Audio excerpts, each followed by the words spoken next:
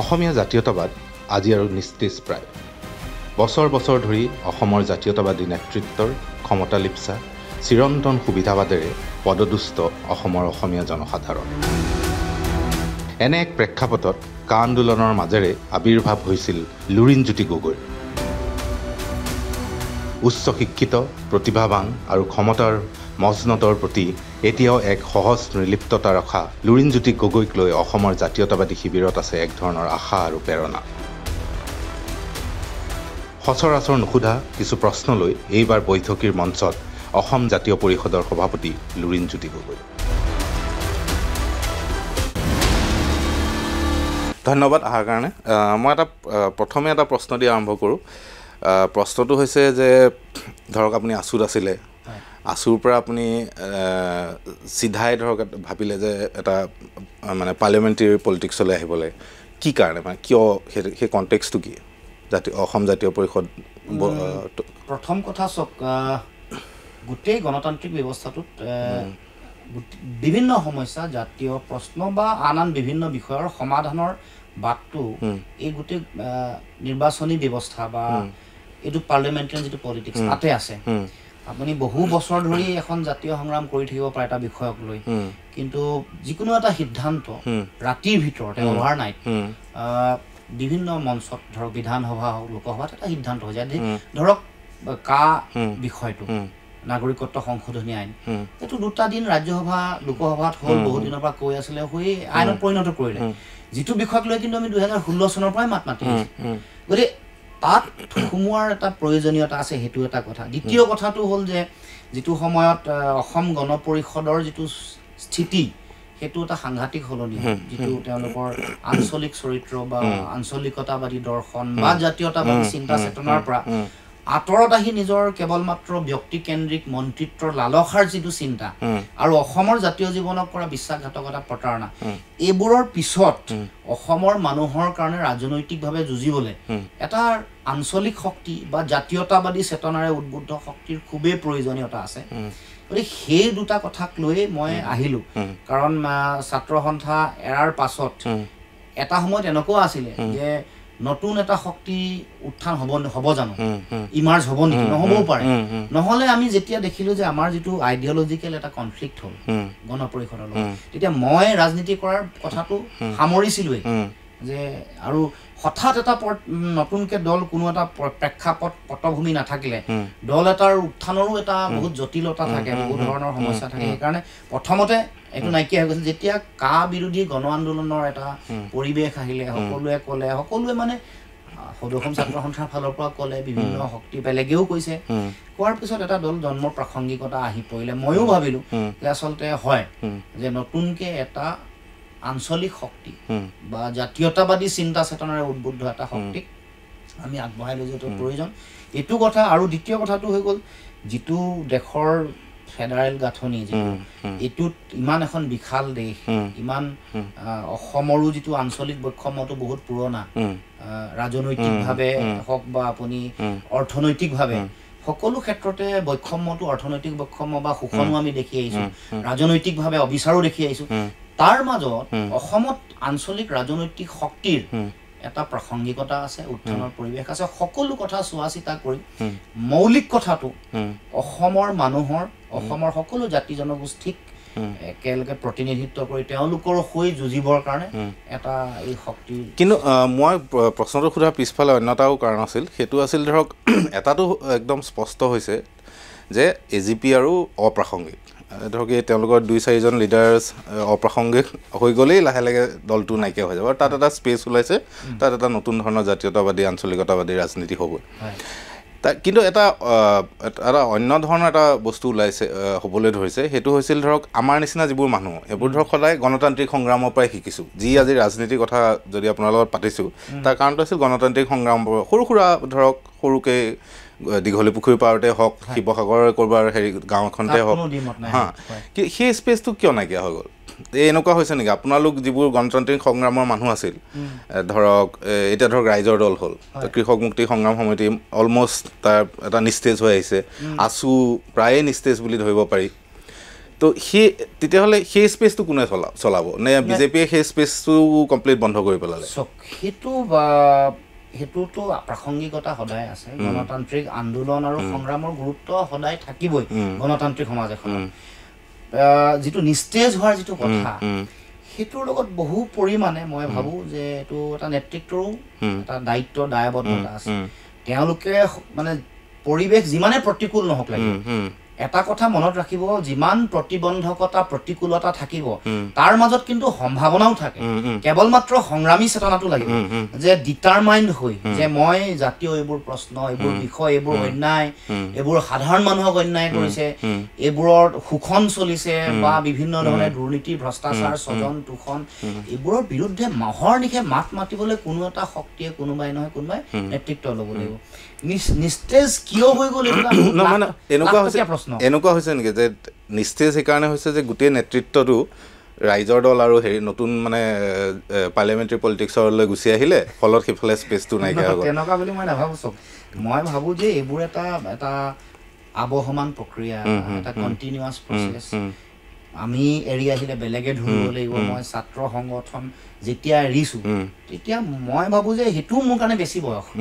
মই মোৰ মঞ্চখনত মই সদায় কৈছোঁ যিটো কথাত দ্বিমতো আছিলে বহুতৰে যে আমি এটা নিৰ্দিষ্ট বয়সত এইটো আমাৰ ভাৰতবৰ্ষৰ গোটেই ব্যৱস্থাটোতো কৈছে যে কোনটো বানপ্ৰস্থ যুগ কোনটো কি বেলেগ বেলেগ যুগ আৰু আপুনিও জানে চাইকলজিকেলিও কোৱা হৈছে এডলচেণ্ট পিৰিয়ড এইটো আমুক পিৰিয়ড চাইণ্টিফিকেলিও গোটেই বস্তুটো ডিমাৰ্কেট কৰা আছে ভাগে ভাগে আৰু ভাৰতবৰ্ষৰ গোটেই আদৰ্শটো কৈছে গতিকে এটা নিৰ্দিষ্ট সময় থাকে মই ছাত্ৰ ৰাজনীতিৰ পৰা ওলাই আহি সংসদীয় ৰাজনীতি মইতো আপোনাক কৈছোঁ এটা ডাইলেমা আছিলে যে মোৰ লগত মানে আদৰ্শগত কনফ্লিক্ট হৈছে গতিকে মই নোৱাৰিম চাগে কিন্তু নতুন দল সৃষ্টিৰ এটা উকমুকনি বা এটা পৰিৱেশ পটভূমি যিহেতু গঢ়লৈ উঠিলে সেইকাৰণে আহিলোঁ গতিকে মই এইটো নাভাবোঁ যে তাৰ কাৰণে ধৰক আমিবোৰ দুখী মানে কোনোবাই ধৰক পতাকাখন মানে আপুনি যিখন সংগ্ৰামৰ ক্ষেত্ৰখন কৈছে সেইখন কোনোবাই ধৰিব লাগিব আজি যদি মই এৰি আহিছোঁ অখিল গগৈ ডাঙৰ এৰি আছে কোনোবা বেলেগ কোনোবা শইকীয়া কোনোবা বৰুৱা কোনোবা কলিতা কোনোবা আলি কোনোবা তাঁতীয়ে ধৰিব লাগিব গতিকে মই নাভাবোঁ যে কিবা এটা মই ভাবোঁ যে যিটো উজ্জীৱিত কৰিব পৰা যিটো পৰিৱেশ নেতাসকলে সেইটো কি যাত ক'ৰবাত ছন্দ হেৰুৱাই পেলাইছে যে জনতাক যিমান যি নহওক লাগিলে যিমান ফেচিষ্ট শাসক নাথাকক লাগিলে অট'ক্ৰেটিক যিমান মানে শাসক নাথাকক লাগিলে তাৰ মাজতোতো আপুনি কোৱা নাই স্পেচটো জেগাটো বিচাৰি উলিয়াব লাগিব যুদ্ধটো কৰি সংগ্ৰাম হৈ আছে যুঁজিব লাগিব সংগ্ৰাম অকণমান বেছি আগতকৈ কঠিন হ'ব আমাৰ দিনতো মই এইটো নাভাবোঁ যে আমাৰ বৰ মসৃণ আছিল কংগ্ৰেছৰ শাসন আছিল আমি কংগ্ৰেছেওতো বহু সময়ত অসম আন্দোলনৰ সময়ত কোন আছিলে এটা সময়ততো কংগ্ৰেছ এটা সময়ত হেৰি চৰকাৰ জনতা দলৰ চৰকাৰ এটা সময় লাগে কিন্তু বেছি সময় কংগ্ৰেছে আছিলে গতিকে কথাটো সেইটো যে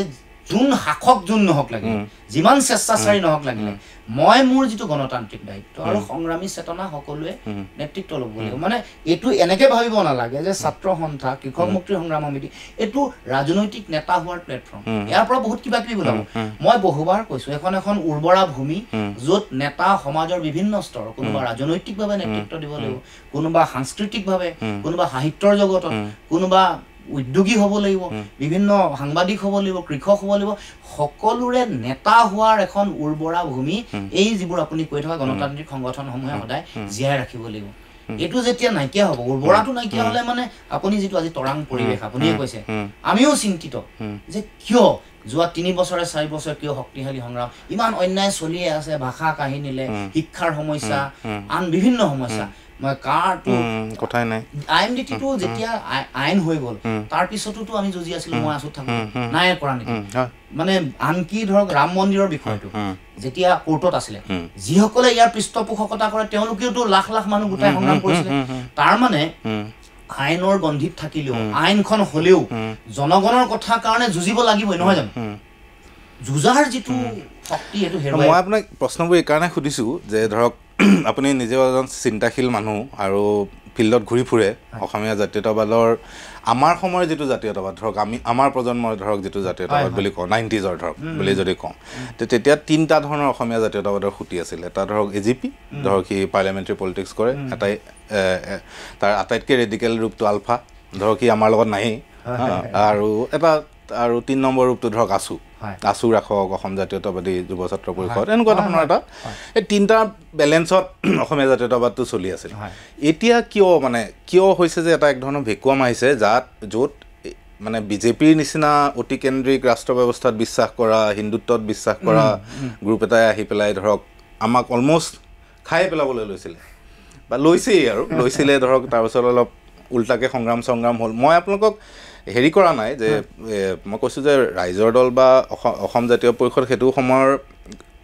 সেইটো এটা তাৰ প্ৰাসংগিকতা আছিল যিটো সময়ত তাৰ উত্থান হৈছিল কিন্তু বাকীবোৰোতো হৈ থকা নাই বাকী ধৰক কিয় হৈছে মানে আমাৰ অসমীয়া ভাষাৰ স্কুলবোৰ বন্ধ হৈ যোৱাৰ কাৰণে হৈছে নতুন ল'ৰা ছোৱালীও ওলাই অহা নাই কাৰণ আমি আছু কৰিছে কাৰণবোৰ কি হয় কাৰণবোৰ কি কাৰণ ধৰক আছুত কেনেকুৱা আছিল ধৰক আপুনি হাইস্কুলত পঢ়িলে পঢ়োতে আপুনি আছুৰ আঞ্চলিক এখনত সোমালে পোনপটীয়াকৈ তাৰপিছত দীঘলীয়া দিন আপুনি জনসাধাৰণৰ লগত থাকি বহুত দিনৰ পিছত কেতিয়াবা সেই ধৰক সভাপতি হয় সম্পাদক হয় বা কাৰ্যনিৰ্বাহকৰ যিবোৰ তেওঁলোকতো একদম মানে নিজে বনি অহা ল'ৰা ছোৱালী নহয় জানো মানে হেৰি পৰা সংগ্ৰামৰ মাজেৰে আপোনালোকৰলৈতো বহুত জাতীয় পৰিষদ হওঁতেতো বহুত মানুহ কাৰ্যনিৰ্বাহকৰ পৰা গুচি আহিছিল কিন্তু তাত যিসকল আছে তেওঁলোকতো সেই একেই মানে হেৰিৰে মানুহ তো সেই তলৰ পৰা কি নাহা বন্ধ হৈ গৈছে নেকি আশাটো কি হৈছে মানে কাৰণ মই এতিয়া একেবাৰে বিশ্লেষণ কৰিলে কেইবাটাও কাৰণটো আছে এটাটো হ'ল আগ্ৰাসী বিজেপিৰ তেওঁলোকৰ যিবোৰ নীতি আছে মানে ভয় ভাবুকিত এইবোৰতো কিছু কাম কাজ চলিছে প্ৰলোভনৰো ৰাজনীতি চলিছে আৰু তাৰ উপৰিও আমাৰ এই যে মানে তেওঁলোকে এই গোটেই সংগ্ৰামী ধাৰাটোক তেওঁলোকে নেতৃত্ব দিবলৈ ধৰক প্ৰথম বিচক্ষণতাৰো প্ৰয়োজন আছে আৰু বিশেষকৈ এই যে আপুনি কোৱা নাই মাতৃভাষাৰ মাধ্যমৰো যিটো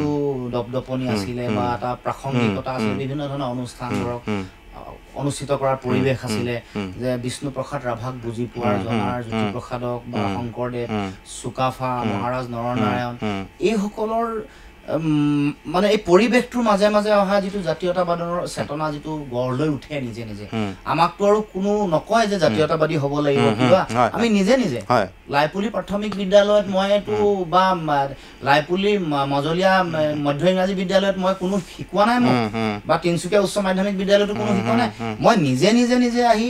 দেখিছো যে আহি এই পূৰ্ণতা বিশ্ববিদ্যালয়ত আমি পাই গৈছো বিশ্ববিদ্যালয়ৰ পৰিৱেশটো এনেও এটা জাতীয়তাবাদৰ উৰ্বৰা ভূমি এটা থাকে আৰু খুব এটা জাতীয় চেতনা বা সামাজিক দায়বদ্ধতাৰ এটা পৰিৱেশ গতিকে এই যিটো ধাৰাটো এইটোতো ক'ৰবাত হয়তো বাধাগ্ৰস্ত নিশ্চয় হৈছে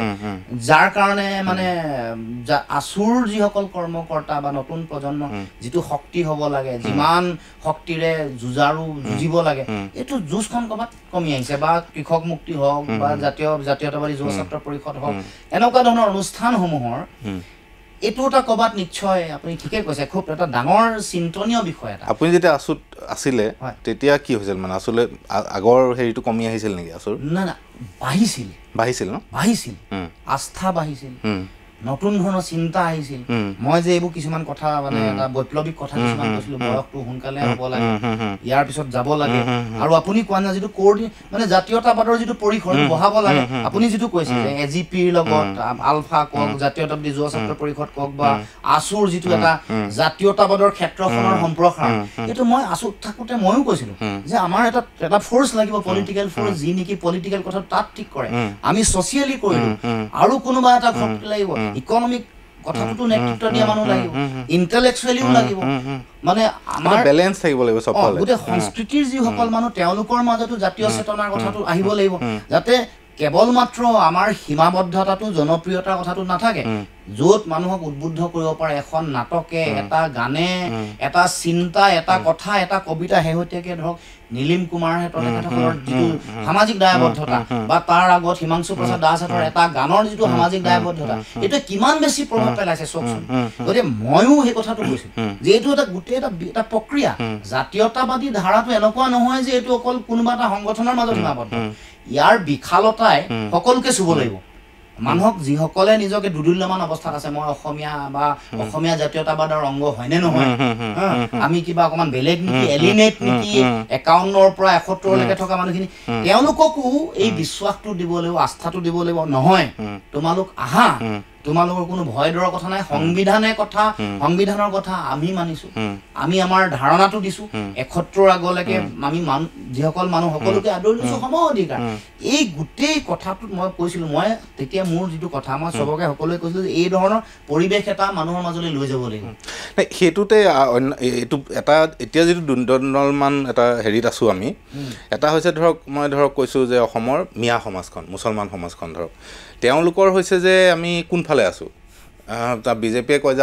আমি বিদেশী আৰু চাগে আমি দিগদাৰি দি আছো নেকি অসমীয়া মেইন ষ্ট্ৰীম সমাজখনৰ আমি পাৰ্ট নহয় আৰু অসমীয়া মানুহৰ বিশেষকৈ কিছুমান মিডিল ক্লাছ মানুহৰ মাজত মই দেখিছোঁ যে মানে চিধা চিধিকৈ কৈছোঁ আৰু শব্দটো যে মিয়াৰ অত্যাচাৰ এইটো এনেকুৱা মানে এইটো আমি 90s দেখা নাছিলোঁ দেই অসম আন্দোলনৰ কথা মই নাজানো কিন্তু 90s অন্ততঃ সেইটো তেনেকুৱা ইম্পৰ্টেণ্ট বস্তু নাছিল মিয়া প্ৰশ্নটো এই যিটো মানে এটা ইমবেলেঞ্চ হৈ আছে তাত অসম জাতীয় পৰিষদৰ বা আপোনালোকৰ নিজৰ স্থিতিটো কি মানে মিয়া প্ৰশ্নটো এটা ফালৰ পৰা কোনোবাই কৈ আছে যে এইটো এটা তেওঁলোকে আমাক অত্যাচাৰ চলাই আছে আৰু ইয়াৰ পৰা অসমীয়া জাতি ক্ষতিগ্ৰস্ত হৈছে আৰু মুছলমান মানুহখিনিয়ে কৈ আছে যে আমিতো ইয়াৰ পাৰ্ট বুলি ভাবিছিলোঁ আমি আচলতে হয় নে নহয় আপুনি যিটো কৈছে সেই মাজৰ হেৰিটো কি হ'ব তেতিয়াহ'লে এইটোতো স্পষ্টতা আছে সংবিধান আপুনি মই মানুহ সংবিধানে যিটো কৈছে যাক নাগৰিকত্ব দিছে ৭১লৈকে নাগৰিকত্ব দিলে আপুনি মই ইচ্ছা কৰিলেও কাঢ়ি ল'ব নোৱাৰো আৰু কহাটো উচিতো নহয় সংবিধান আমি যিহেতু আন্তৰ্জাতিক আইন আছে হেৰি আছে ক'ত খেদিব নাগৰিকত্ব দিছে খেদিব কাকো আপুনি আৰু যিটো মানি ললো বুলি কোৱাৰ পিছত আৰু আপুনি মই ডিভিচিভ কথা এটা কৈতো লাভ নাই মিয়া বুলি কৈ এইটো এটা মানে তেওঁলোকে এটা পৰিৱেশো সৃষ্টি কৰিছে সাম্প্ৰদায়িকতাৰ আৰু দ্বিতীয়তে বিভাজনৰ এটা এই দুটা মূল লক্ষ্য গতিকে আমাৰ সকলোৰে সামাজিক দায়বদ্ধতা আছে সকলোৰে দায়িত্ব মুছলমান সকলোৰে দায়িত্ব আছে মই মিয়া শব্দটো কেতিয়াও নকওঁ মই মানে মিয়া কবিতাৰ প্ৰসংগৰ পৰা আমাৰ বেছি দায়িত্ব আছে যে আমি কেনেকে সকলোকে অসমীয়া জাতীয়তাবাদৰ মূল সুঁতিত সকলোকে আনিব পাৰোঁ যিদিনালৈকে আমি তেওঁলোক নিজে মিয়া হৈ থাকিব বা আমি তেওঁলোকক মিয়া কৰি ৰাখিম বা কোনোবাই ৰেডিকেল ফ'ৰ্চবোৰে বা কমিউনেল ফাণ্ডামেণ্টেল ফ'ৰ্চবোৰে তেওঁলোকক মিয়া কৰি ৰাখিব তেতিয়ালৈকে ডিভিজনটো থাকিব মই ক্লিয়াৰলি কৈছোঁ যে নেৰেটিভটো কি মই আপোনাক কৈছোঁ মই কোনো ৰাজনৈতিক দলৰ নাম নোকোৱাকৈ কৈছোঁ যে কোনোবা ৰাজনৈতিক দলে হিন্দু মুছলমানৰ ৰাজনীতি কৰে কোনোবাই আকৌ ডিভিজন কৰে ভোট বেংকৰ নামত দুটা ফ'ৰ্চ আছে আপুনি দুইটাকে আইডেণ্টিফাই কৰিব লাগিব কিন্তু আমাৰ আজিৰ যিটো আমি ৰাজনীতিটো মানুহৰ কাৰণে কৈছোঁ ৰাজনীতি সমাজৰ কাৰণে কৈছোঁ গণতন্ত্ৰৰ কাৰণে কৈছোঁ দেশৰ কাৰণে কৈছোঁ গতিকে আমাৰ যিটো নেৰেটিভ মই ভাবোঁ হ'ব লাগে এইটো ইউনিটিৰ যাতে ছ'চিয়েলাইজেশ্যন প্ৰচেছটো ঠিক হয় জাতি গঠন প্ৰক্ৰিয়াৰ বুনিয়াদ শক্তিশালী হয় আমি যাতে এই প্ৰশ্নবোৰ এই ৰাজনৈতিক যিবোৰ প্ৰশ্ন এইবোৰৰ কাৰণে যাতে আমাৰ উন্নয়ন আপুনি ইমান উচ্চ শিক্ষিত মানুহ শিক্ষা গৱেষণা উদ্যোগীকৰণ বা আমি ধনী হোৱাৰ যিটো ৰাস্তা ব্যৱসায় বাণিজ্য কৃষি এইবোৰ যাতে বাধাগ্ৰস্ত নহয় মোৰ ক্লিয়াৰ কথা মই সেইকাৰণে এতিয়াও ক্লিয়াৰলিয়ে কৈছোঁ যে তেওঁলোকক আমি যিমান পাৰি অসমীয়া অভিধাৰ মই কেতিয়াবা কওঁ মোৰ এক্সাম্পলকে দিওঁ মই আহোম হয় মই ৬০০ বছৰ মোৰ আগৰ পৰিপুৰুষে কৈছিলে মই দিল্লীত গৈ কলিকতাত গৈ বা অসমৰ মানুহৰ মাজত মই আহোম বুলি কৈ নুফুৰো মই অসমীয়া মোৰ ঘৰত আহোমৰ পৰিচয় থাকিব আমাৰ ৰীতি নীতি সংস্কাৰ থাকিব আজি যদি মুছলমান মানুহে নিজকে পৰিচয়টো মিয়া আৰু মুছলমানৰ মাজত থাকে যদি অসমীয়া নহয় তেতিয়াহ'লে সমস্যা আছে জ্যোতিপ্ৰসাদৰো ঠিক জ্যোতিপ্ৰসাদক আপুনি মই গাঁৱত মোৰ বৰলাই পুলিটো যদি কয় যে জ্যোতিপ্ৰসাদ আগৰৱালা মাৰোৱাৰী মানুহে যদি কয় তাক বান্ধি থব আৰু তাক কোবাব কথাটো হ'লে এই কথাটো বুজি পাব লাগিব হেমাংগ বিশ্বাসে আমাৰ মঘাই ওজাগ্নি সমগ্ৰ ঢোলৰ চিনাকি দিলে বিশ্বত এই কথাটো আমি পুলক বেনাৰ্জীকটো আমি আজি যদি বঙালী বুলি কওঁ এইটো হ'ব নেকি গতিকে আমাৰো সমানে ৰেছপনচিবিলিটি আছে তেওঁলোকৰো আছে মই কথা ক'বলৈ আগতেও মই কওঁ এতিয়া তিনিচুকীয়া বাঙালী সমাজত যেতিয়া মই যাওঁ কৈছোঁ যে আপোনালোকৰ পৰিচয় অসমীয়া বুলি যিদিনাখন দিব ঘৰত বঙালী হৈ থাকক ময়োতো ঘৰত আহোম মইতো অসমীয়া দিল্লীত মই অসমীয়া কেলকাতাত অসমীয়া গুৱাহাটীত অসমীয়া সমগ্ৰ অসমত নামনি অসমলৈ গ'লো মই অসমীয়া কিন্তু আপোনালোকৰ পৰিচয়টো অন্ততঃ তাত যদি ৰাখে ঘৰৰ ভিতৰত ৰাখি বাকী আমি সকলোৱে যি অভিধা দিয়ে বড়োৱে অসমীয়া বুলি ক'বলৈ বেয়া পায় অভিধা আপোনালোকৰ অসমীয়া বুলি নকয় বেলেগ যদি কয় সৰ্বসন্মত মোৰ আপত্তি নাই কিন্তু আমি এটা জাতিৰ যে অংগাংগী এইটো যিদিনাখন আমি উপলব্ধি কৰিম ইছ্যুৱে নাই আৰু সেইটো ইছ্যুত যদি লাগি থাকে সৰ্বকালৰ কাৰণে অসমীয়া বঙালী হিন্দু মুছলমান অসমীয়া বিহাৰী এইটোত চলি থাকিলে তাৰ চক্ৰবেহুৰ মাজত থাকিম আমি চবেই আৰু আমি আমাৰ মূল কথাবোৰৰ পৰা আঁতৰি থাকিম মাজতে বিশেষকৈ আপোনালোকৰ ইলেকশ্যনৰ পিছত যেতিয়া দেখিলে যে জাতীয়তাবাদী ফ'ৰ্চ বিৰাট ভালকৈ মানে শক্তিশালী উজ্জীৱিত হৈছে তাৰপিছত তাৰ পিছদিনাৰ পৰা হিমন্ত বিশ্ব শৰ্মাই আৰম্ভ কৰিছে মিয়া প্ৰশ্নটো যে মিয়াটো ডেঞ্জাৰাছ সাৱধান অসমীয়া ৰাইজ সাৱধান এইটোৱে চলাই আছে তে মই তেতিয়া মানে শুনি পেলাই মই ভাবিছোঁ যে আমাৰ যিবোৰ পূৰ্বপুৰুষ ধৰক যিবিলাকে আমাক শিকাই বুজাই অসমীয়া জাতি গঠনটো চলাই ৰাখিছে ধৰক বিষ্ণুৰাভা জ্যোতিপ্ৰসাদ বেজবৰুৱা অম্বিকাগিৰি এনেকৈ যদি এওঁলোক বিশেষকৈ জ্যোতিপ্ৰসাদ 50ৰ দশকৰ পৰা চবেইতো এইটো কথাই কৈছে যে ইয়াতে যিমান যি মানুহ আছে চবকে লৈ আমি অসমীয়া হা সেইটো সেইটো বাদ দি পেলাই যদি আপুনি মিয়া বঙালী মিয়া হিন্দু কিবা এখন কৰি থাকিবলৈ যায় আৰু মই আপোনাক এইটোও কওঁ যে আমাৰ যিসকল মহাপুৰুষ বা আমাৰ উপৰি পুৰুষ যিসকল মহান যিসকলে জাতি গঠন কৰিছে তেওঁলোকৰ চিন্তাৰ মহানতাটো তেওঁলোকেতো এই ধৰণৰ সকলোকে লৈ যদিও সেইটো আপুনি সমতাৰ আদৰ্শ বুলি কওক বা নকওক সকলোকে লৈছেতো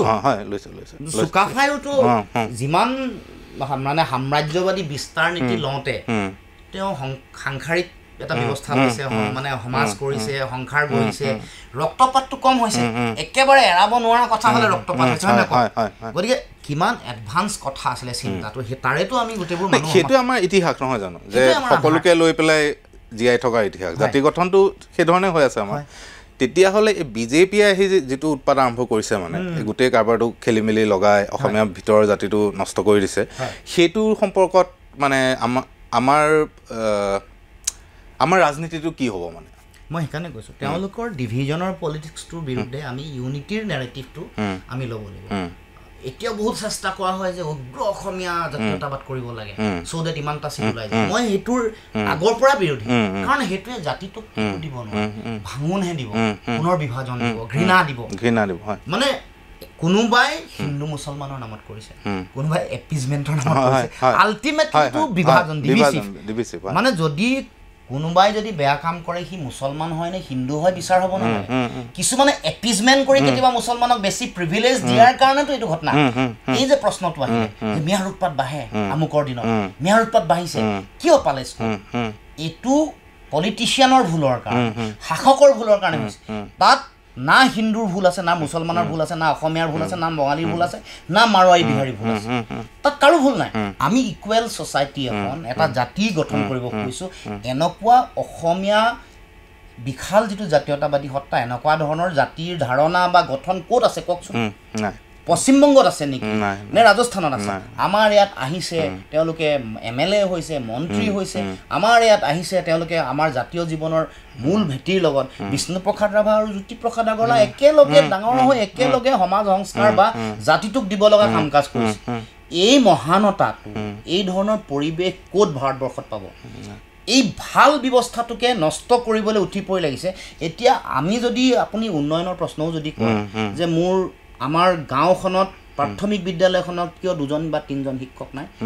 তেতিয়া বিজেপি বা মুখ্যমন্ত্ৰী বা চৰকাৰখনৰ পৰা কয় যে হালা কৈ নাথাকি এক চামুচ হিন্দু খা এইটো কয় গতিকে এইটোত আমি ভুল যাম নে নেযাম আমি আমাৰ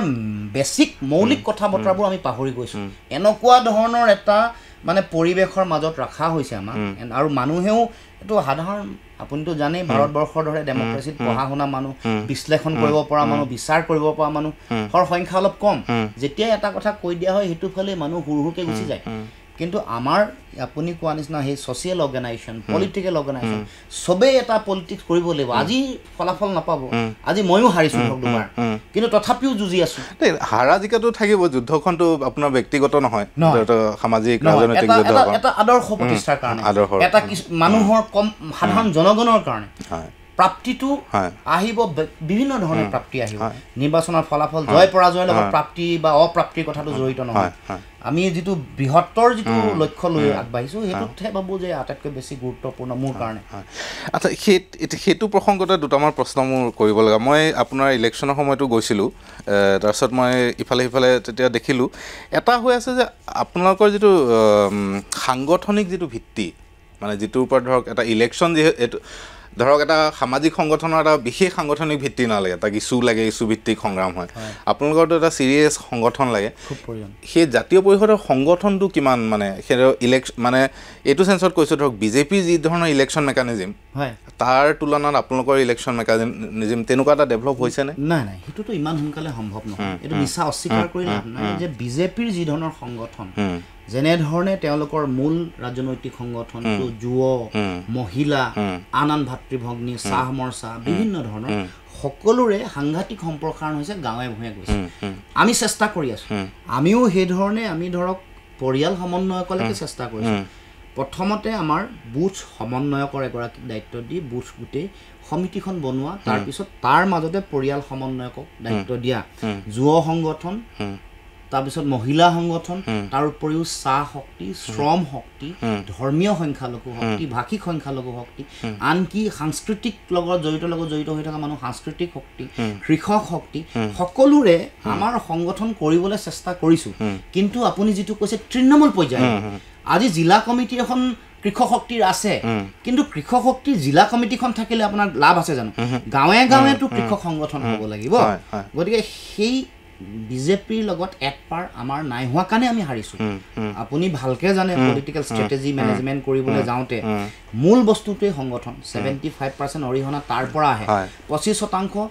মানে মানুহগৰাকীৰ চিনাকি ব্যক্তিত্ব তাৰ পৰা আহে। নিৰ্বাচনত ভূপেন হাজৰিকাৰ দৰে ব্যক্তিত্বও হাৰিছে, কাৰণ সংগঠনত তেওঁৰ 75% মাৰ্কছ যিটো আছিলে এইটো কমি আছিলে, তেতিয়া বিজেপিৰ সংগঠন হোৱা নাছিলে। গতিকে আমাৰ ক্ষেত্ৰতো একে কথা, মানে অখিল গগৈ ডাঙৰীয়াৰ কথাটো অলপ এক্সেপশ্যনেল কেছ। তেওঁ জেলত আছিলে ধৰক, বা ইম'শ্যন এটা ক্ৰিয়েট হ'ল, বা বিভিন্ন ধৰণৰ কথা বতৰা। তেওঁলোকৰ চাগে এটা এনেকুৱা প্ৰশ্ন এটা মই তেতিয়া শুনিছিলোঁ, আৰু সেইটো কিমান দূৰ হয় নহয় মই আপোনাক লগ পাইছোঁ কাৰণে সুধিছোঁ। এটা কৈছিলে তাৰে মানুহে, মই দুলীয়াজনৰ কাৰোবাক লগ পাইছিলোঁ, তেওঁ কৈছিলে যে কৃষক মানে অখিল গগৈৰ এটা হেৰি আছিলে, মানে কৃষক মুক্তি সংগ্ৰাম সমিতিৰ এটা সংগঠন কৰাৰ এটা মানে এটা এক ধৰণৰ অভিজ্ঞতা আছে, সেইকাৰণে তেওঁলোকে এই কামটো যিমান সহজে কৰিব পাৰে। জাতীয় পৰিষদৰ এটা সমস্যা আছে যে তেওঁলোক আছু বেকগ্ৰাউণ্ডৰ পৰা আহিছে, বা এটা ধৰক জাতীয় কি কয় জাতীয় হেৰিৰ পৰা আহিছে, তাৰ এটা নিজা ধৰক এটা ঐতিহ্য আছে, ষ্টাইল এটা আছে। নাই, এইটো মই মোৰ অধিকাৰ নাই মানে ৰাইজৰ দলৰ সম্পৰ্কত কোৱাৰ, কিন্তু মই কৈছোঁ যে তেওঁলোকৰো সংগঠন সিমান হোৱা নাই, বা হোৱাটো সম্ভৱো নহয়। সম্ভৱটো নহয়, কাৰণ এটা সময় লাগে, এটা 15 বছৰ এটা সময় লাগে সংগঠন কৰিবৰ কাৰণে। কিন্তু আমি ডিব্ৰুগড়ত সেইটো এটা মৌলিক সমস্যা, ডাঙৰ এটা সমষ্টি, জনগাঁথনি এটা প্ৰত্যাহ্বান। আৰু মৌলিক কথাটো আপুনি কোৱাটোৱেই সত্য যে সেইটো সংগঠন এট পাৰ বিজেপি লেভেলত আমাৰ সংগঠন কৰি তুলিব আমি নোৱাৰিলোঁ, বা এতিয়াও আমি তাৰ কাৰণে অহা 20 মাহ আছে 26 চনলৈকে চেষ্টা কৰিম যিমান পাৰি সিমান লেভেল লাগে। কিন্তু মই দেখিছোঁ যে আপুনি যিটো আমাৰ ড্ৰাইভিং ফ'ৰ্চ, আৱেগ, জাতীয় আৱেগ, সেইটোৱে কিন্তু ভালকৈ শক্তিশালী ৰূপত ক্ৰিয়া কৰে। আপুনিও ষ্টেটিষ্টিক্স যদি চায়, যোৱা নিৰ্বাচনত 10,000তকৈ বেছি পোৱা সমষ্টিৰ সংখ্যা বহুত বেছি, আৰু 57,000 হায়েষ্ট। গৌৰৱ গগৈ বোধহয় সেইকাৰণে জিকিছে, জাতীয় আৱেগতেই মোটামুটি জিকিছে। জাতীয় আৱেগ দ্বিতীয় তেওঁলোকৰ সংগঠন, কংগ্ৰেছৰ মিনিমাম সংগঠন, আৰু এটা দীঘলীয়া অভিজ্ঞতা আছে তেওঁলোকৰ, আৰু তেওঁলোকৰ ভোট মিনিমাম এটা ভোট বেংক এটা চবতে আছে, 30,000 এভাৰেজ। গৌৰৱ গগৈ বুলি স্পেচিয়েল এফেক্ট এটা আছে, স্পেচিয়েল ফেক্টৰ আছে, পাৰফৰ্ম কৰিছে দিল্লীত। তৰুণ গগৈৰ পুতেক, মানুহে ভিজুৱেলাইজ কৰে তেওঁ ভৱিষ্যতৰ লিডাৰ। এনেকৈ কথা বতৰাবোৰত চব এটা 2%, 4%, 3% যোগ দি তেওঁৰ যিটো মানে 45% মান তেওঁৰ নিজৰ আছিলে ভোট, 5% তেওঁৰ নিজৰ ব্যক্তিত্ব, বা 10% আহি গ'ল, এনেকৈ হৈ 60% তেওঁ জিকা। আপোনালোকে একেবাৰে তলৰ পৰা ডিব্ৰুগড়ত যদি আপুনি নুঠি লখিমপুৰত উঠিলে হয়তো জিকি গ'ল, কিন্তু আপোনাৰতো জিকা হাৰা লৈ পেলাই ইমান ইণ্টাৰেষ্ট নহয়। মোৰ কথাটো ফ'কাছ, মই যিহেতু আগত আমি দুটা সমষ্টিত চেষ্টা কৰিছিলোঁ, লখিমপুৰ আৰু ডিব্ৰুগড়। আপুনি কোৱাৰ দৰে আমাৰ মেন পাৱাৰ আৰু ৰিচোৰ্চ দুইটাৰ কাৰণে আমি দুইটাত সমানে সংগঠন কৰিব নোৱাৰিলোঁ, অনেষ্ট কনফেছ কৰিছোঁ। তাৰপিছত যেতিয়া আৰু আমাৰ তেতিয়া ডিব্ৰুগড়টোত এনেও এটা মোৰ নিজৰ জেগা মই লাগি আছোঁ, আৰু পৰিৱেশ এনেকুৱা আছিলে তাত মানে হেৰি খেলিব ৰামেশ্বৰ তেলী, গতিকে এটা মানে ৰামেশ্বৰ তেলীৰ লগত যুঁজা বা বেলেগ এজনৰ লগত যুঁজা আৰু সৰ্বানন্দ সোণোৱালৰ লগত যুঁজাৰ পাৰ্থক্য আছে। কাৰণ সৰ্বানন্দ সোণোৱাল আগত খেলিছিলে লখিমপুৰত, ডিব্ৰুগড়ত অহাৰ কোনো যুক্তিযুক্ততা নাছিল। গতিকে বা চাহ জনগোষ্ঠীয় মানুহ এজনকো তেওঁলোকে ডিপ্ৰাইভ কৰিব এইটো আমাৰ ভাৱনা নাছিল কিন্তু যেতিয়া প্ৰেক্ষাপট সলনি হ'ল তেওঁলোকেও হয়তো ভাবিলে যে ৰামেশ্বৰ তেলী উঠিলে মোৰ লগত হাৰিব তেওঁ অহাৰ পাছত মই কিয় নগ'লো এইটো লাখ টকীয়া প্ৰশ্ন বহুতে 11th আৱাৰ ধৰক আমাৰ ভূপেন বৰা ডাঙৰীয়াও কৈছে দেৱব্ৰত শইকীয়াও কৈছে অখিল গগৈ ডাঙৰীয়াও কৈছে মই নোযোৱাৰ কাৰণ এইটোৱেই এই যে সংগঠনৰ কথাটো মোৰ সদায় ভয় থাকে সংগঠন যেতিয়া নহয় বেলেগৰ আবেগ বেলেগৰ সহযোগিতাত জিকিম বুলি কেতিয়াও ভাবিব নালাগে আৰু কিবা কাৰণত মই 5000ত হাৰিলো মই কাৰ লগত হাৰিলো প্ৰশ্ন এইটো আহিল পলালে ইমান ডাঙৰ ডাঙৰ কথা কৈ থকা যুঁজাৰু লুৰিণজ্যোতি গগৈ সৰ্বানন্দ সোণোৱালৰ আগতে এই যে যিটো মোৰ ইউএছপি যিটো মোৰ আছে এইটো খতম কাৰণ মোৰটো মইতো এমপিও নহয় এমএলএও নহয় মোৰ কেৱল মাত্ৰ যুঁজাৰু মানসিকতাটোৱে মোৰ ইউএছপি হেতুক লৈ দলটো ড্ৰাইভিং ফোৰ্সৰ নিচিনাকে চলি আছে গতিকে হেতু নষ্ট কৰিব নিবিচাৰিলো মোক বহুতে পৰামৰ্শ দিছিলে হয়তো সকলোৰে প্ৰচেষ্টাত মই 10-15,000 বা 20,000 জিকি গলো হয় কিন্তু হাই ৰিস্ক ফেক্টৰ সবতে আছে গতিকে মই দুইটা হেৰুৱাব নোখোজো বুজিছো মানে কিমান আপোনালোকে বস্তু বুজি পাইছো ডিসিশন মই নিজে ললো মানে মই নিজে কনভিন্স হলো যে মই তাত গলে দুই কুল হেৰুৱাম সকলো হেৰুৱাম নহয় এইটো এটা লাখ টকীয়া প্ৰশ্ন আজি উত্তৰটো ওলাল নহয় এটা ধৰক এটাতো মানে ৰাজনৈতিক সংগঠন এটা কৰা অজস্ৰ পইচাৰ প্ৰয়োজন খুব প্ৰয়োজন হয় সেইটোতো মানে আপোনালোকে বিজেপিৰ সমানকৈ কেতিয়াও গোটাব নোৱাৰে কোনো কাৰণত নোৱাৰে অসম্ভৱ কথা আৰু নিজে এনেও এতিয়া মানে আপোনাৰ যেটো হৈ গ'ল কৰোনা তাৰ পাছত ডিমনিটাইজেশন তাৰ পিছত ইকোনমিক এটা ষ্টেগনেন্সি এটা সমগ্ৰ ভাৰতবৰ্ষতে আছে অসমতো আছে আৰু আমি জাতীয়তাবাদী দলবোৰ কেনেকৈ চলে মানুহৰ দান বৰঙণি আছে সেইবোৰো দিব পৰা মানুহৰ ক্ষমতাটো শক্তিটো লাহে লাহে কমি আহিছে ধনী হৈয়ে গৈ আছে কেজনমান ধনী হৈয়ে গৈ আছে মুখ্যমন্ত্ৰী খুব ক্লোজ মানুহ কেজনমান ধনী হৈ গৈছে বাকি মানুহবোৰৰ হাতত পইচা লাহে লাহে কমিছে গতিকে হেতু আৰু বেছি আমাৰ কাৰণে চ্যালেঞ্জিং কিন্তু তথাপিও মই এইটো আপোনাক প্ৰথমে আৰম্ভণিতে কৈছো আলোচনা যে যিমান চ্যালেঞ্জ যিমান থাকিব সিমান সম্ভাৱনাও থাকে আমি খালি নিজে যুঁজি গলে মানে আমি যদি সাস্টেইন কৰো তেতিয়া হলে আমি সাৰ্ভাইভ কৰিব পাৰিম আমি যুঁজি থাকিব লাগিব টিকি থাকিব লাগিব যুঁজখনত টিকি থাকিলে সফলতা পাম বুলি মই বিশ্বাস আৰু এটা প্ৰশ্ন যে এটাটো খাটাং কথা যে এজিপিটো আৰু অপ্ৰাসংগিক এইটো নচলে যে হিমন্ত বিশ্ব শৰ্মাই বহুত দিন আগতে যেটো কৈছিল বিবাহ ভৱন হ'ব এইটো এদিন হ'ব আৰু সেই জায়গাত ধৰক এতিয়া অসম জাতীয় পৰিষদ অসম গণ পৰিষদটো জিয়াই থাকিব নে নাথাকিব এইটো হিমন্ত বিশ্ব শৰ্মাৰ ওপৰত বহুত নিৰ্ভৰ কৰে সেইটোৱেটো মানে ডাঙৰ কথা হৈছে নহয় এটা ডাঙৰ ট্ৰেজেডি হৈছে জাতীয় ট্ৰেজেডি এটোৱে যে 855 জন শহীদৰ ত্যাগৰ বিনিময়ত জন্ম হোৱা দল এটা আজি জিয়াই থকাটো মানে নিজৰ ইচ্ছা অনিচ্ছাৰ ওপৰত নহয় আৰু দুজন মানুহে ৰাখিছে তাক দুজন মানুহে তাক তাৰ বাহিৰেটো তেওঁলোকৰ মন্ত্ৰিত্ব তেওঁলোকৰ গোটেই স্বাৰ্থৰ কথাটোৰ ওপৰতে এটা দল চলি আছে আৰু বাকিবোৰেও মানে আশা পালি ৰৈ আছে যে কিজানি কিবা এটা হ'ব মানে এটো খুব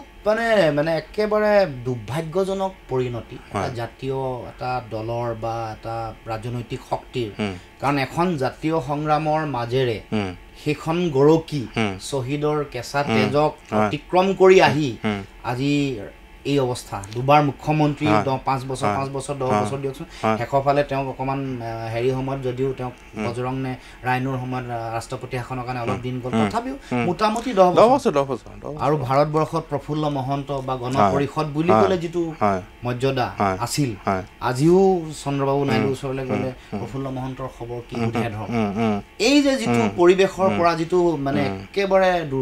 দুৰ্ভাগ্যজনক সমাপ্তিটা পৰিসমাপ্তি এটো মানে জাতীয় জীৱনৰ কাৰণে এটাকৈ তেওঁলোকৰ কেডাৰবিলাকে কি কয় মানে তেওঁলোকৰটো বিৰাট ডেডিকেটেড মানুহ আছে আলফাৰ সময়ত হেছাত তেওঁলোকে এজিপি বাদ নিদিলে মানে যথেষ্ট পৰিমাণে তেওঁলোকে ত্যাগ কৰা মানুহ আছে বহুত মানুহ আছে কিন্তু মই এটা কথা আপোনাক কওঁ যে আমাৰ জাতীয়তাবাদী যিসকল কেডাৰ বুলি আপুনি কৈছে এই সকল মানে আবেগটো আটাইতকৈ বেছি তেওঁলোকৰ মূল শক্তিটো আবেগ কিন্তু যিটো ৰাজনৈতিক পেছাদাৰিত্ব যিটো লাগে আৰু আজিকালি পৃথিৱীত ৰাজনীতি এটা সলনি হৈছে খুব এটা মানে খুব পেছাদাৰিত্ব আহিছে ইভেন্ট মেনেজমেণ্টৰ নিচিনা কাৰবাৰ আৰু ছ'চিয়েল মিডিয়া বা আজিকালি নতুনকেতো আপুনি ভালকৈ জানে আৰ্টিফিচিয়েল ইণ্টেলিজেঞ্চৰ এইবোৰ চব মানে ইণ্ট্ৰডিউচ কৰি বেলেগ ধৰণৰ এটা কাৰবাৰ বৰ টান কাম হৈছে মানে আটাইতকৈ ৰাজনীতিয়ে টান কাম হৈছে তো এই এনেকুৱা এটা সময়ত আমি জাতীয়তাবাদী শিবিৰৰ আমি কেডাৰসকলক পাইছোঁ আহিছে কিন্তু ধৰক এই যে যিটো প্ৰফেচনেলিজিম মই এতিয়াও কওঁ ক'লৈকে আমিবোৰো আঁচু কৰি অহা মানুহ বা যুৱ ছাত্ৰ পৰিষদৰ মানুহ আমাৰ যিটো ৰাজনৈতিক পেছাদাৰিত্ব লাগে বিজেপিৰ দৰে নহয় ইভেন কংগ্ৰেছৰ দৰেও নহয় আমি তেওঁলোকৰ দুয়োটা দলৰ কৰ্মকৰ্তাৰ তেওঁলোকৰ ষ্টাইল অফ ফাংচনিং ডেডিকেশ্যন মই কেতিয়াবা উদাহৰণো দিওঁ মানে তেওঁলোকৰ শেহতীয়াকৈ মই এইবাৰ দুৰ্গা পূজাত যেতিয়া মই ঘূৰি ফুৰিছোঁ তেওঁলোকক বিজেপিক বেয়া পাই বাদ দি আমাৰ কাষত থিয় হোৱা দুগৰাকী মানুহ পালোঁ তেওঁলোকৰ ইমান মানে গোটেই বস্তুটো ইমান ধুনীয়াকৈ ৱেল ডিজাইন কেনেকৈ ক'ত লগ কৰিম ক'ত যাম কিমান সময়লৈকে থাকিব তেওঁলোকৰো সংসাৰ আছে তেওঁলোকৰ ব্যৱসায় আছে তেওঁলোকে ঘৰটো সমানে সময় দিয়ে আৰু মোকো আমাৰ কিজন আমাৰ যিসকল মানুহ তেওঁলোকৰ 10 মান বজাৰ পৰা তেওঁলোকৰ অকণমান ইফাল সিফাল হৈ যায় মানে অকণমান বেলেগ কাম আহি যায় ঘৈণীয়েকৰ ফোন আহে কিবা এওঁলোকে খুব ধুনীয়াকৈ আৰু যে কথা বতৰা পাতিব কাৰ লগত কথা পাতিব কেতিয়া কথা পাতিব কি কথা পাতিব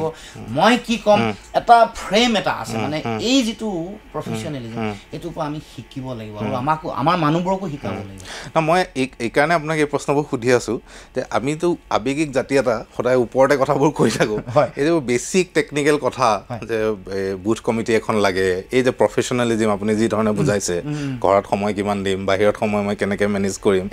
এই কথাবোৰ নোহোৱাকেতো মানে যুদ্ধত জিকাৰ কোনো সম্ভাৱনা নাই আৰু নহয় বিজেপিয়ে কিয় কৰিলে গম পায় নে তেওঁলোকে বহুত প্ৰত্যাহ্বান বহুত চেলেঞ্জৰ মাজেৰে আহিছে একদম শুকান মাটিত কেনেকে মানে সহায় কেনেকে খেতি কৰিব লাগে কেনেকে ৰস উলিয়াব লাগে ভালকে জানে মানে শুকান বাহ চেপি ৰস উলিয়াব তেওঁলোকে শিকিলে কাৰণে আজি তেওঁলোকৰ শাসনলৈ মানুহ আহিছে গতিকে এই আমাৰো মানুহে মানে আমাৰ কি হয় আমাৰ যেতিয়াই প্ৰত্যাহ্বান আহে এৰি দিয়ে গিভ আপ হয় যিটো কৈছে যে মানে মই ইমৰান খানৰো শুনি আছোঁ যে তেওঁ কৈছে যে তুমি যদি গিভ আপ কৰিব নালাগে খালি তুমি হেৰি পৰা তুমি গিভ আপ কৰিছা মানে তোমাৰ পৰাজয় তুমি হাৰি থকাটোৱে পৰাজয়টো তোমাৰ নুবুজায় নহয় জানো আমাৰ বস্তুটো ঠিক তেনেকুৱা হালখন যিদিনাই এৰি দিব সেইদিনাই কাহিনীটো শেষেই আৰু আপোনাৰ খেতি কৰাটোৱে বন্ধ হৈ গ'ল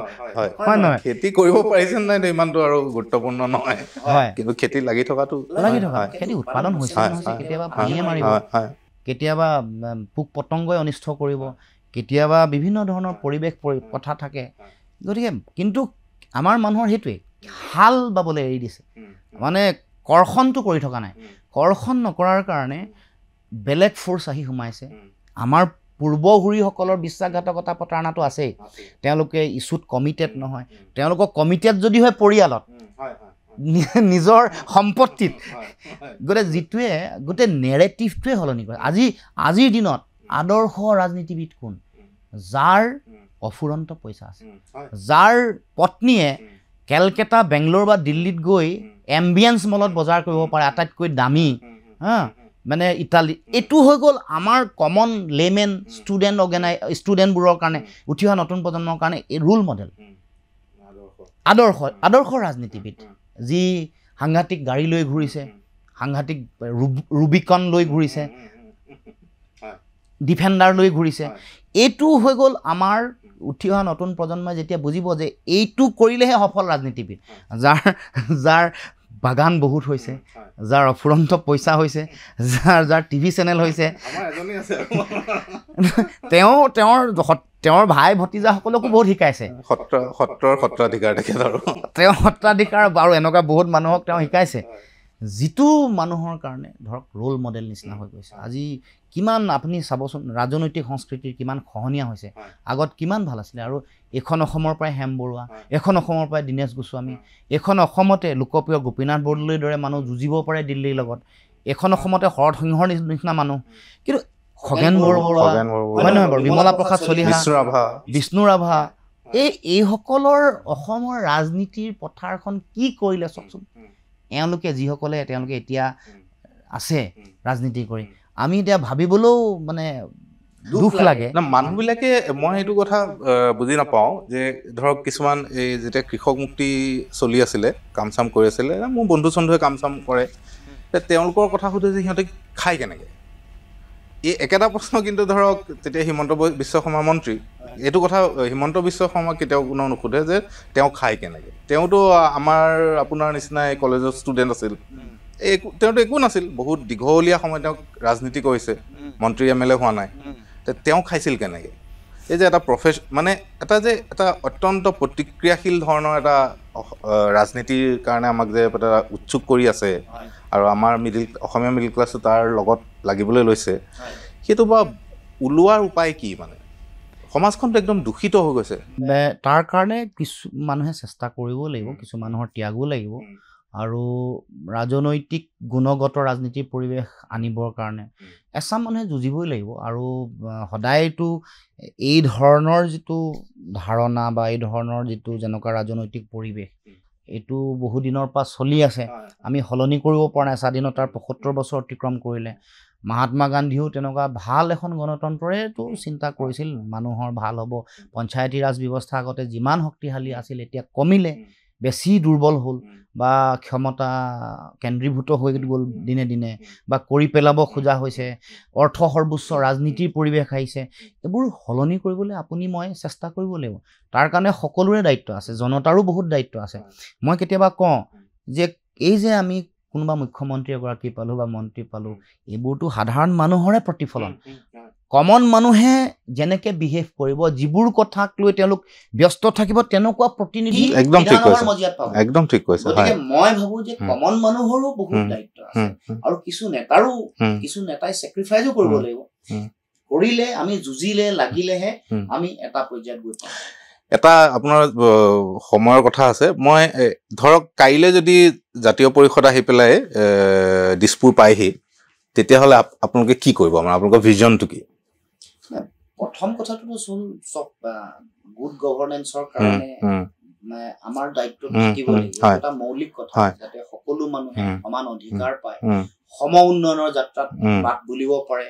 সামাজিক অসমতা যিবোৰ মৌলিক কথা যিবোৰ নাথাকে কাৰণ সেইটো ছচাইটিখন প্ৰথম ঠিক কৰি ল'ব নোৱাৰিলে বাকী কথাবোৰ উন্নয়নৰ কথাবোৰ আলোচনাই কৰিব নোৱাৰে এইবোৰ যিবোৰ এপিজমেণ্ট কৰা অন্যায় হলেও কাৰোবাক ঠিকে ৰাখা হাত খুন মাফ হৈ যায় এইবোৰ নহ'ব যিবোৰ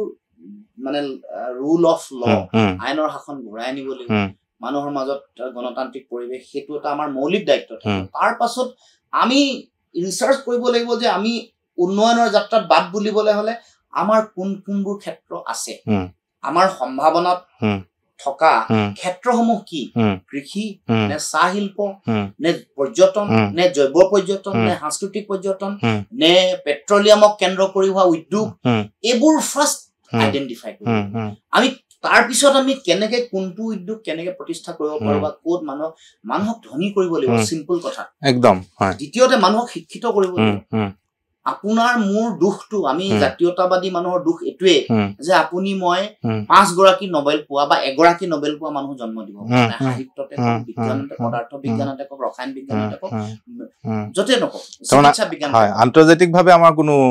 হেৰিয়ে নাই কন্ট্ৰিবিউশন নাই গৰাকী ভাটনগৰ এৱাৰ্ড 7 গৰাকী এবাৰ 2 গৰাকী পাইছে আগতে 5 গৰাকী তো আমিতো সেই ধৰণে বিচাৰো আমি অলিম্পিকত গোল্ড মেডেল পোৱা মানুহ এজন নাই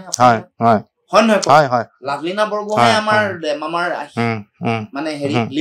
লিমিটেশন ভূপেন হাজৰিকা ঢুকাওতে লাখ লাখ মানুহৰ যিটো সমাৱেশ এইটোৱে দুটা কথাত মানুহে দুটা ইন্টাৰপ্ৰিটেশন কৰিছে যে তেওঁৰ জনপ্ৰিয়তা গণশিল্পী তেওঁৰ যিটো বিশালতা পৃথিৱীজুৰীয়া যিটো এপিল তাৰ উপৰিও অসমীয়া মানুহৰ হীনমন্যতা বোধ মোৰ আৰু এনেকুৱা ধৰণৰ মানুহ মই সৃষ্টিয়ে কৰিব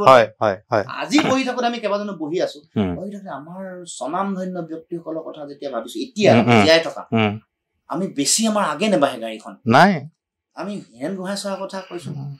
নগেন শইকীয়া ছাৰৰ কথা কৈছো আৰু কোন এনেকে নিজকে সুধিছো মানে তেওঁলোক নাইকিয়া হৈ গ'লে নাইকিয়া হৈ যাব মানে কিমান যে খালী হৈ যাব কিমান যে এটা বিশাল যদিও মুখ্যমন্ত্ৰীয়ে বৰ যা তা অসংস্কৃতিবান কথা বতৰাৰে হেন গোহাঁই ছাৰক কৈ আছে কিন্তু যেতিয়া তেওঁ আমাৰ মাজত নাথাকিব তেতিয়া উপলব্ধি কৰিব তেওঁৰ প্ৰভাৱ, তেওঁৰ বিশালতা, তেওঁৰ বুদ্ধি, মনীষা, প্ৰজ্ঞা, তেতিয়াহে বুজি পাব। তেওঁ বোধ কৰোঁ আমাৰ শেষ পাব্লিক ইণ্টেলেকচুৱেল। ইয়াৰ পিছত চাগে আৰু কোনো পাব্লিক ইণ্টেলেকচুৱেল মানে আমি যে মানে অভিভাৱক মানে বৌদ্ধিক অভিভাৱকহীন হৈ যাম, এই কথাটো কোনো উপলব্ধি কৰা নাই। হোমেন বৰগোহাঁই ঢুকাওঁতে মানুহৰ তেখেত ঢুকাওঁতে সেই উপলব্ধি মানুহ হৈছিল যে এটা প্ৰভাৱ পেলাব পৰা এগৰাকী ব্যক্তি। এনেকে ভৱেন্দ্ৰনাথ শইকীয়া বা মামণি ৰয়চম গোস্বামী, আমাৰ কিছু মানে এই যে যিটো পৰিৱেশ নাইকিয়া হৈ গৈছে, এইটো যদি আমি ধৰি ৰাখিব নোৱাৰো, আমি সকলো ফালে দুখীয়া হৈ যাম। আমি সাংস্কৃতিকভাৱে দুখীয়া হম, আমি বৌদ্ধিকভাৱে দুখীয়া হম, বিদ্যাতনিকভাৱে দুখীয়া হম, গৱেষণাৰ ভাল পৰিৱেশ নাথাকিব, চাৰিওফালে বিশ্ববিদ্যালয়বোৰতো এপিজমেন্ট চলি থাকিব, তৈলমৰ্দন কৰিলে উপাচাৰ্য হয়, বিজেপি RSS কৰিলে উপাচাৰ্য হয়। আমাৰ এই শিক্ষাটোত যদি হাত দি দিয়ে, তেওঁলোকেতো দিছেই, অলৰেডি দিছে, খুব বেয়াকে দিছে। মানে যদি কোনোবা ৰাজনৈতিক দল এটাই দুৰ্নীতি কৰে, প্ৰভাৱ 5 বছৰ থাকে। যদি দুৰ্নীতি বা শিক্ষা ব্যৱস্থাত যদি ৰাজনৈতিক দলে হাত দিলে আৰু তেওঁলোকৰ পলিটিকেল ডিজাইন মতে কাম কৰিলে, এইটো এটা সভ্যতাত প্ৰভাৱ পৰে, এটা দশকলৈ প্ৰভাৱ নাই, এইটো থাকিব। মই নিজেই আপোনাক ক'ব পাৰোঁ নিজৰ অভিজ্ঞতা বা JNU নিচিনা একদম আন্তৰ্জাতিক ধৰণৰ এখন ষ্টেণ্ডাৰ্ডৰ ইউনিভাৰ্চিটি হৈ আহিছে, শেষ কৰি পেলালে নিজৰ স্বতন্ত্ৰতা থকা, শেষ কৰি দিলে। আৰু ডেকা ল'ৰাবোৰৰ স্বতন্ত্ৰতা যেতিয়া কাঢ়ি নিব, স্বাধীনতা যেতিয়া হৰণ কৰিব, তেতিয়া তাত ক'ত ক্ৰিয়েটিভিটি থাকিব, সৃষ্টিশীলতা ক'ত থাকিব। আজি যদি আপোনাৰ মোৰ চিন্তাক যদি বন্দী কৰি পেলাই, মই যদি মুকলিকে, আপুনি যদি মুকলিকে চিন্তা কৰিব নোৱাৰে, না গৱেষণা ভাল হ'ব, না ছচিয়েল ইঞ্জিনিয়াৰিংটোত কোনোবা মানে পাৰ্ট ল'ব খোজা মানুহক কোনোবা উৎসাহিত হ'ব। কা আন্দোলনটো সেইটো কাৰণে বিৰাট ইম্পৰ্টেণ্ট যে তাতেই মানে প্ৰথমবাৰ এটা মানে অসমৰ মানে একেবাৰে গাঁৱৰ ল'ৰাটোৰ পৰা কটন কলেজৰ ল'ৰাটোৰ যিটো একদম ক্ৰিয়েটিভিটি, মানে অদ্ভুত ধৰণৰ ক্ৰিয়েটিভ আছিল। আপুনি চাওকচোন, কোনোবাই কুকুৰ এটা লৈ কিবা এটা কৰিছে, কোনোবাই গান এটাকে বজাইছে, সাংঘাতিক ধৰণৰ ফেচবুকতেই মানে এটা অদ্ভুত ধৰণৰ কিবা কৰি পেলোৱা নহৈছিল জানো? সেইখিনিক আপোনালোকে কেনেকে অৰ্গেনাইজ কৰিছে? মানে নতুন প্ৰজন্মটো সেই মানুহখিনিৰ লগত আপোনালোকৰ কণ্টেক্ট হৈছেনে? সেই ধৰণে বহু মানুহ আমাৰ দললৈও আহিছে, বহুতৰ লগত হোৱাও নাই, মানে বহুত হতাশো হ'ল যে আশা কৰাৰ ধৰণে নহওঁ, বা বহুতে বিট্ৰে কৰিলে, এইটোতো হৈছে আৰু শিল্পীয়ে কৰিলে। গতিকে কমন মানুহো মানে বহুত কেতিয়াবা ফেড আপ হৈ যায়, ফ্ৰাষ্ট্ৰেটেড হয়। এতিয়া মোৰ প্ৰশ্ন আপোনাৰো আছে, কমন মানুহ আছে, থাকিব, কাৰণ মোৰ পূৰ্বসূৰীসকলে তেওঁলোকেতো তেনেকুৱা ধৰণে কাম কৰিছে। প্ৰফুল্ল মহন্ত, ভিগু ফুকন আৰু সৰ্বানন্দ সোণোৱালে যেতিয়া এইটো লেভেলৰ কাম কৰিলে, লুৰিণজ্যোতি গগৈ কোন? মানুহৰ মনৰ প্ৰশ্ন। আৰু এইটো থাকিব, থকাটো উচিত, লাষ্ট মমেণ্টলৈকে থকাটো উচিত। আৰু আমিও সেইকাৰণে কমিটেড হৈ কাম কৰিব লাগিব। আমিও অকণমান মানে কমন মানুহক যিদিনাখন, সাধাৰণ মানুহক যিদিনাখন ভয় নকৰিব, কমন মানুহক যিদিনাখন বেয়া ব্যৱহাৰ কৰিব, সেইদিনাখনৰ পৰাই গোটেই গণতান্ত্ৰিক ব্যৱস্থা আৰু যিটো মানে সামগ্ৰিক যিটো সামাজিক যিটো হেৰিৰ সাংস্কৃতিক যিটো বাতাবৰণ, সেইটো অৱক্ষয়ৰ দিশত গতি কৰে, আমাৰ যিটো আমি আজি দেখি আছো। আপোনাৰ লগত কথা পাতি মই অন্ততঃ এইটো কথা ভালকে ওলাইছে যে এইটো অকল মানে অসমীয়া জাতীয়তাবাদৰে ৰাজনীতি নহয় বা পাৰ্লিয়ামেণ্ট দখল কৰা ৰাজনীতিয়ে নহয়, অসমীয়া সমাজখনৰো যিটো মানে এটা ভয়ংকৰ ৰূপ লৈছে, তাক ঘূৰাই আনিবলৈ হ'লেই এই ৰাজনীতিবিলাকৰ মাজেদি যাব লাগিব। ডেফিনেটলি মই সেইকাৰণে আমাৰ এইটো এটা জাতীয় সংগ্ৰামৰ এটা ধাৰা বুলি মই নিজকে ভাবো যে এখন আমি জাতীয় সংগ্ৰামৰ ধাৰা। ৰাজনীতি আজি শাসনলৈ আহিছে, কোনোবা মুখ্যমন্ত্ৰী হৈছে, উপমুখ্যমন্ত্ৰী হৈছে, হৈ গৈছে, সমাজখনটো সদায় থাকিব, আবাহমান কাললৈকে থাকিব, যেতিয়ালৈকে পৃথিৱী থাকিব। প্ৰাকৃতিক পৰিঘটনা হৈ মানে সৌৰজগত যদি ধ্বংস নহয়, তেতিয়ালৈকেতো থাকিব। অসমীয়া জাতিক আমি জীয়াই ৰাখিব লাগিব, সেইটো আমাৰ কাৰণে বেছি গুৰুত্বপূৰ্ণ। কোনোবা মন্ত্ৰী হ'ল, সাংসদ হ'ল, আহিছে, গৈছে, গৈয়েতো আছে যোৱা ৭৫ বছৰত। কিন্তু আমাৰ যিখন মূল সংগ্ৰাম, আমি গোটেই জাতি সত্তাটোক যিহেতু আমি ভাল পাওঁ, ইয়াৰ আত্মপ্ৰতিষ্ঠাৰ কাৰণে আমাৰ সদায় সংগ্ৰাম আছে। গতিকে মই ভাবো যে সেইটো আমাৰ ধৰি ৰখাটো আটাইতকৈ ফৰমষ্ট প্ৰায়ৰিটি হ'ব লাগে। আৰু এটা পাৰ্ট হয় ৰাজনৈতিক সংগ্ৰামখন, ক্ষমতা দখল এটা সৰু পাৰ্টহে মোৰ কাৰণে। মূল যিখন সংগ্ৰাম, যিখন জাতীয় সংগ্ৰাম, তাৰ বিশালতাটো বহুত বেছি, তাৰ বিস্তৃতিটো সমগ্ৰ অসম নহলে সমগ্ৰ পৃথিৱী জুৰি। কা আন্দোলন যেনেকে সমগ্ৰ পৃথিৱীৰ মানুহ জাগৃত হৈছে, অসমীয়া জাতীয়তাবাদৰ আনকি কা আন্দোলনৰ প্ৰভাৱ বাংলাদেশৰ এই ৰিচেণ্টলি হোৱা মুভমেণ্টতো আছে পুৰা নিশ্চয় তাৰমানে ফৰ্মবিলাক তেওঁলোকে আমাৰ পৰাও তুলিছে তো হয় হয় আৰু আমি মানে আমাৰ কাৰণে আমি নিজে আত্মসন্তুষ্টিৰ কথা হ'ল যে কা আন্দোলনটোত আমি অসমে সমগ্ৰ ভাৰতবৰ্ষ নেতৃত্ব এইটো অস্বীকাৰ এইটো নহয় ইয়াৰ ইউনিক যিটো চৰিত্ৰ বা যিটো দৃষ্টিভংগী স্পষ্ট ডেমক্ৰেটিক চাইণ্টিফিক যিটো দৃষ্টিভংগী সেইটোৰ লগত ভাৰতবৰ্ষৰ বেলেগ প্ৰান্ত নিমিলে তাতে হিন্দু মুছলমান কৰি পেলালে আমাৰ ক্লিয়াৰিটি আছে 71 বা আমি হিন্দু মুছলমান নহয় বিদেশী আমি এটাও দুৰ্ঘটনা ঘটা নাই কা আন্দোলনত আমাৰ ফালৰ পৰাতো মানে ৰাষ্ট্ৰ ৰাইজে একো দুৰ্ঘটনা কৰা নাই সেইটো এটা বিৰাট মানে ঘটনা পৰিঘটনা তেওঁলোকে দুখ দিব তেওঁলোকৰ এজেণ্টে কৈছে হয় থেংক ইউ বহুত ধন্যবাদ আপোনাক লগ পালোঁ থেংক ইউ